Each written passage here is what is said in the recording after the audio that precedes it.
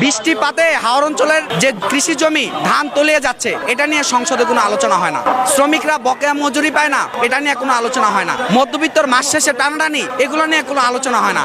আলোচনা হয় কি, জুলাই সনদ জাতীয় ঐক্য করেছে, দেশের ব্যবসায়ীদের গোটা কয়েক কতগুলো দল তারা বসে জাতীয় ঐক্য করেছে। এখানে শ্রমিকের প্রতিনিধিত্ব নাই, কৃষকের প্রতিনিধিত্ব নাই। আপনার কথা বলা হয় এখানে, যদি এখানে লক্ষ্য করেন দেখবেন যে আমরা অসম চুক্তি বিরোধী একটা আন্দোলন করছি। এটা আজকের না, আমরা আগেই বলেছি 12 তারিখে যে নির্বাচন হলো তার আগেই তড়িঘড়ি করে একটা চুক্তি করলো ইন্টারিম সরকার চুক্তি করলো। সেক্ষেত্রে বিএনপি, এনসিপি, জামাত সবারই এর সাথে মত ছিল।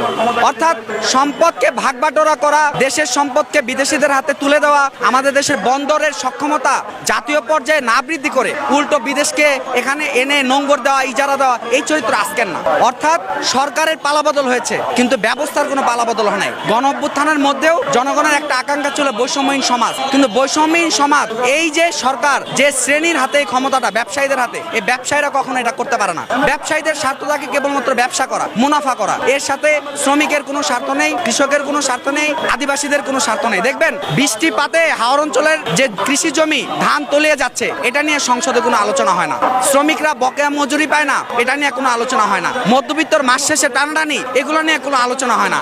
আলোচনা হয় কি, জুলাই সনদ জাতীয় ঐক্য করেছে, দেশের ব্যবসায়ীদের গোটা কয়েক কতগুলো দল তারা বসে জাতীয় ঐক্য করেছে। এখানে শ্রমিকের প্রতিনিধিত্ব নাই, কৃষকের প্রতিনিধিত্ব নাই। আপনার কথা বলা হয় এখানে, বলা হয় না। আপনি যদি বলেন যে আমরা কার এজেন্ডা নিয়ে আসছি, আমাদের বক্তব্যই পরিষ্কার, এটা জনগণের এজেন্ডা। এখানে শ্রমিক কৃষক মেনুতে জনগণের এজেন্ডা। অনেকে সচেতন ভাবে বুঝতে পারছেন না, অনেকে সচেতন ভাবে এটাকে এড়িয়ে যাচ্ছেন, আবার অনেকে অসচেতন ভাবে ভাবছে আমরা হয়তো কোনো একটা এজেন্ডা বাস্তবায়ন করতে চাই। প্রশাসনের একটি পরিবর্তনের কথা বারবার বলা হয়েছিল, সংস্কারের কথা বলা হয়েছিল, সেই প্রশাসনের পরিবর্তন কতটুকু আপনারা লক্ষ্য করেন? একটা শাসক গোষ্ঠী, ব্যবসায়ীদের দল যখন ক্ষমতায় থাকে, প্রশাসন বরাবরই আমলা, পুলিশ, সেনাবাহিনী, সকল বাহিনী এবং প্রশাসন ওই ব্যবসায়ীদের, ওই ক্ষমতাসীনদের স্বার্থ রক্ষা করে। এজন্য দেখবেন আজকে এই যে একটু আগে বললাম সাধারণ কনস্টেবল, উনি কি আমাদের বয়সী হবেন? উনাকে জুলাই গণ অভ্যুত্থানে আমি ফ্যাসিবাদ বলছে, তাদের পিটাও তারা সামনে জনগণের বিরুদ্ধে লালায় দিচ্ছে। আজকেও ঠিক একই কাজ। জনগণের প্রতিনিধি যদি হয় তাহলে জনগণের কাছে তার জবাব দিয়ে দিতে হবে না? তার জবাব দিয়ে দিতে কোনো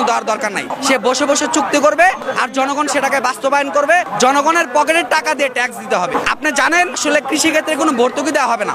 আজকে কৃষকরা এনজিও থেকে ঋণ নিয়ে তারা দিন শেষে এনজিও ঋণ পরিশোধ করতে পারে না, তারা এখন আত্মহত্যার পথ বেছে নেয়। তাহলে আসলে আমাদের কৃষক, আমাদের শ্রমিক, আমাদের জনগণ কোথায় যাচ্ছে? এটা নিয়ে কোনো কথা নাই। আজকে ভারত বিরোধী অনেক কথা বলা হয়, তারা নাকি ভারত বিরোধী। ভারতের সাথে যে অসম চুক্তিগুলো হয়েছে, সেই অসম চুক্তি নিয়ে একজনেরও কথা নাই।